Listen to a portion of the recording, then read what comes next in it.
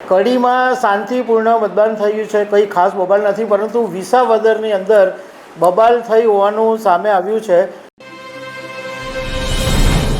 વિસાવદર અને કડીમાં આજે વિધાનસભાની પેટા ચૂંટણીનું મતદાન શરૂ થઈ ગયું છે અને કડીમાં શાંતિપૂર્ણ મતદાન થયું છે, કંઈ ખાસ બબાલ નથી, પરંતુ વિસાવદરની અંદર બબાલ થઈ હોવાનું સામે આવ્યું છે અને 12 વાગ્યા સુધીમાં આજે 28% વિસાવદરમાં અને 24% કડીમાં મતદાન થયું છે.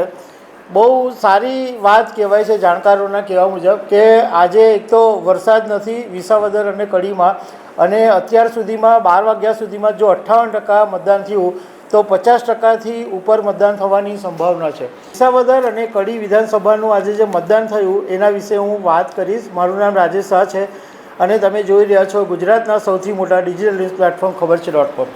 વિસાવદરની અંદર ગુજરાત વિધાનસભા 2022માં જ્યારે ચૂંટણી થયેલી ત્યારે આમ આદમી પાર્ટીની બેઠક ઉપરથી ભૂપતભાઈની ધારાસભ્ય બન્યા હતા, પરંતુ એમણે 2023માં રાજીનામું આપી દીધું હતું અને ભારતીય જનતા પાર્ટીમાં જોડાઈ ગયા હતા, એટલે આ બેઠક ખાલી પડેલી. અને કડીની અંદર ગુજરાત વિધાનસભા 2022ની ચૂંટણીમાં ભાજપના ધારાસભ્ય કરશનભાઈ સોલંકી જીતેલા, પરંતુ એમનું નિધન થયું હતું એટલે એ બેઠક ખાલી પડી હતી. એટલે ચૂંટણી પંચે આ બંને બેઠકો માટેની ચૂંટણીની તારીખ જાહેર કરેલી 19 જૂન અને 23 જૂને પરિણામ આવવાનું છે. હવે વિસાવદરની પહેલાં વાત કરું તો સવારના 7 વાગ્યાથી મતદાન શરૂ થઈ ગયું છે અને 12 વાગ્યા સુધીમાં 28% જેટલું મતદાન થયું છે. વિસાવદરની અંદર ટોટલ 2.61 લાખ મતદારો છે અને 297 મતદાન મથકો રાખવામાં આવેલા છે. હવે આ બેઠક ઉપર ભાજપે કિરીટ પટેલને ટિકિટ આપી છે, ગોપાલ ઇટાલિયાને આમ આદમી પાર્ટીએ ટિકિટ આપી છે અને કોંગ્રેસે નવો ચહેરો નીતિન રાણપરિયાને ટિકિટ આપી છે. આજે જ્યારે મીડિયા સાથે વાત થઈ ત્યારે ત્રણેય ઉમેદવારોએ જીતનો દાવો કર્યો છે. હવે વિસાવદરની અંદર કેટલીક જગ્યાએ બબાલ થઈ છે, પરંતુ ડુંગરપુર મતદાન મથક છે ત્યાં આગળ જૂનાગઢ જિલ્લા પંચાયતના ભાજપના પૂર્વ પ્રમુખ હરિ પરમાર અને આમ આદમી પાર્ટીના નેતા પ્રવીણ રામ વચ્ચે ખસી એવી બબાલ થઈ.